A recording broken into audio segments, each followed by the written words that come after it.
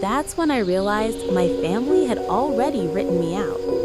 Before starting the story, please subscribe and like the video, and listen through end for chill. My mom mentioned it the way someone mentions the weather, not carefully, not privately, not like it mattered. We were in the kitchen, the same one I'd grown up in. The linoleum floor still cracked near the sink. The cabinet door still hung crooked.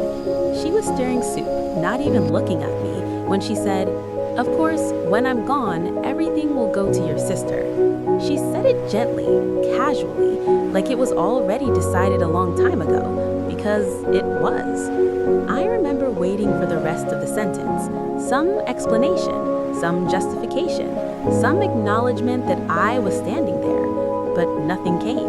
She just kept stirring. I laughed once, not because it was funny, because laughing felt safer than asking why. "Oh," I said. "Okay."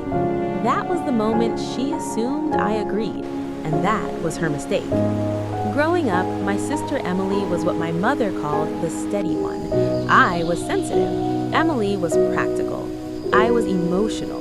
Emily was reliable. Translation: Emily was rewarded for being quiet and obedient. I was punished for noticing things.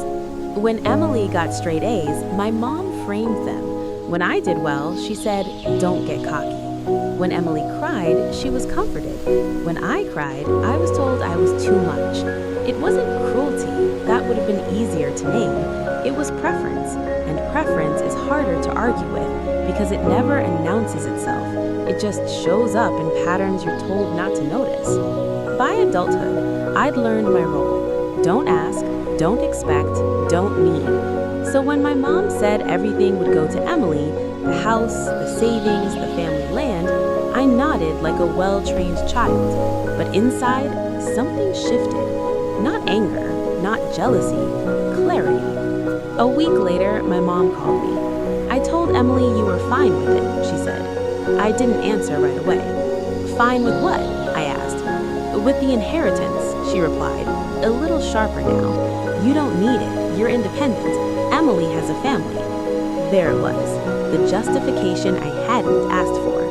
"I never said I was fine with it," I said calmly. Silence. "Well," she said, "I assumed." "I know," I replied. That silence stretched longer this time. "You're not planning to make this difficult, are you?" she asked. I almost said no. That old reflex kicked in. Instead, I said, "I'm planning to be honest." She sighed, the kind of sigh parents use when they think their child is being unreasonable. "You're overthinking this," she said. "It's just how things work." That's when I refused. Not loudly, not dramatically. I refused quietly. "I won't agree to that," I said, "and I won't sign anything that cuts me out." Her tone changed immediately. "Why are you doing this?" she snapped. "This will tear the family apart." No, the family had already chosen sides. I had just stopped pretending not to see it. Emily called me that night. She didn't ask how I felt. She didn't ask if it hurt. She said, "Mom's really upset." I waited. "She says you're being selfish," Emily continued. "You've always been more emotional about things." There it was again, the label. "I'm not taking anything from you," I said. "I just won't agree to getting nothing." Emily exhaled sharply. "You don't even visit that much. Why do you care now?" Because silence finally felt heavier than conflict. Because I'm done disappearing. She hung up on me.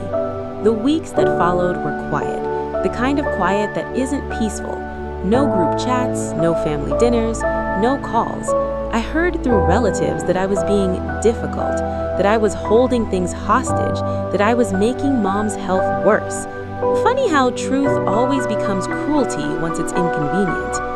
Then my mom sent me paperwork, already drafted, already signed, everything to Emily. All she needed was my consent. I stared at the last page for a long time. Then I folded it neatly and mailed it back unsigned. No note, no explanation, just refusal. That's when my mom finally came to my apartment. She didn't sit down. "I never thought you'd do this," she said, like I'd betrayed her. I never thought you'd assume I didn't matter." Her face tightened. "You've always been like this, making everything about you." And that's when I realized something terrifyingly calm. She truly believed that. To her, fairness felt like betrayal. I didn't argue. I didn't cry. I just said, "I won't be erased." She left without another word. Months passed. Her health declined faster than anyone expected. Emily took over everything: appointments, finances, decisions. I wasn't invited, and I didn't push. I had already said my piece. When my mom died, I found out through a text. The will was contested, not by me, by reality, because without my consent, the old documents still stood, ones that named both daughters equally. Emily was furious. She accused me of manipulation, of waiting, of planning this. But the truth was simpler and colder. I hadn't planned anything. I had just refused to disappear. At the reading of the will, Emily wouldn't look at me. The lawyer cleared his throat and read the distribution. Equal. Perfectly, boringly equal. No revenge, no dramatic twist, just balance. Emily cried afterwards, not because she lost, but because for the first time, she wasn't automatically chosen. She said, "I didn't know you cared this much." I looked at her and said, "That was the problem." People think refusing means fighting. Sometimes it doesn't. Sometimes it means standing still enough that the truth can't step around you anymore. My mom never apologized. Emily and I don't talk much now, but I sleep better because I finally learned something my family never taught me. You don't need permission to matter. And sometimes the quietest refusal changes everything. The lawyer finished speaking. Chairs scraped softly against the floor. Papers were gathered. Life resumed at a polite volume. Emily stood near the window, her back to me. Her shoulders were shaking, but she didn't turn around. I almost left. Old habits die hard, but something in me, something newly solid, kept me there. "I didn't want it to be like this," she said suddenly, still facing the glass. I looked at her reflection instead of her face. We looked older than I remembered, tired in the same way. "I cared," I said. "I just learned early that caring didn't change anything." She swallowed. "Mom said you were strong, that you didn't need anything." That one landed harder than everything else combined, because it finally explained it. All those years, all that silence, all that space. She said I needed protecting, that I couldn't handle disappointment. I turned to her then. "And did you believe her?" Emily didn't answer right away. "I think," she said slowly, "I believed whatever made me feel safe." I nodded. That made two of us. After the reading, Emily handed me a small envelope. She said, "I found this in her drawer. It had your name on it. She never sent it." The paper inside was creased, like it had been folded and unfolded many times. My name was written in my mother's handwriting, sharp, controlled, unmistakable. I waited until I was alone to read it. "I don't know how to talk to you." That was the first line. Not "I'm sorry," not "I love you," just that. "You always saw too much. You asked questions I didn't have answers for. Emily needed me. You seemed like you didn't." My chest tightened. When you stopped asking, I thought I had done something right. There it was, the confession she never knew she was making. I told myself you were fine, that you didn't need reassurance, that you were strong enough to understand. I laughed once, softly, in my empty car, strong enough to understand neglect, strong enough to absorb silence. "If I made a mistake," the letter continued, "I hope you know it wasn't because I loved you less. It was because I didn't know how to love you correctly." I folded the letter back up. My hands were steady. I felt sad, but not shattered, because the twist wasn't that she regretted it. The twist was that her explanation didn't fix anything. Weeks later, Emily and I met for coffee. We talked about neutral things, weather, work, nothing sharp. At one point, she said, "I always thought you were distant because you didn't want us." I stirred my drink slowly. I was distant because I thought I wasn't wanted. That silence felt different than all the others we'd shared growing up. It wasn't defensive, it was real. "I don't know how to fix that," she said. I don't know either, I replied. But I know pretending it didn't happen won't. She nodded. That was all. No reconciliation montage, no sudden closeness. Sometimes people expect these stories to end with justice or revenge or forgiveness tied up neatly. Mine didn't. It ended with something quieter and harder. I stopped chasing the version of my family that never existed. I stopped translating silence into worthlessness. I stopped accepting scraps as proof of love. The inheritance wasn't the point, the refusal was. Because the moment I refused to disappear, I became visible to myself first, and that changed everything.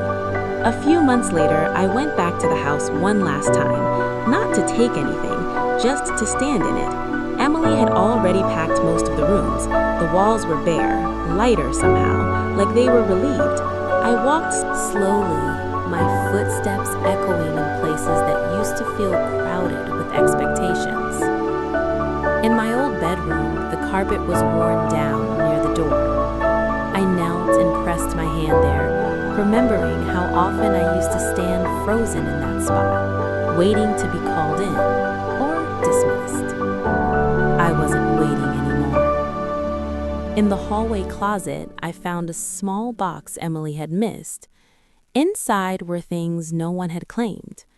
School photos, drawings, report cards. Mine. Not framed, not labeled, just saved. I sat on the floor and went through them one by one.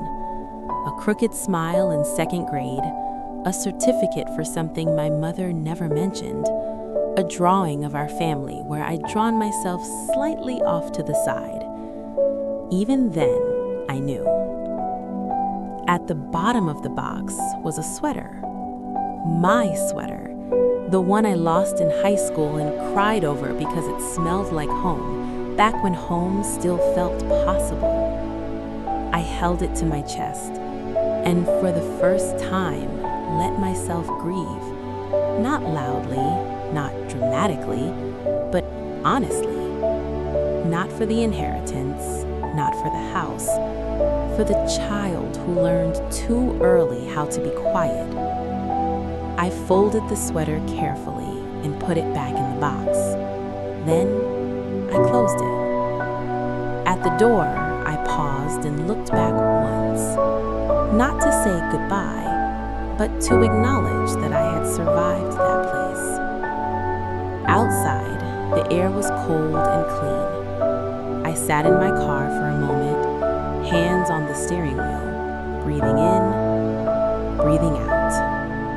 No one was choosing me now, and for the first time, I didn't need them to. I started the engine and drove away. Not angry, not triumphant, just whole. And that was enough. If that story gave you chills, drop a like, subscribe, and comment so I know you made it to the end. I've got another one. See you then.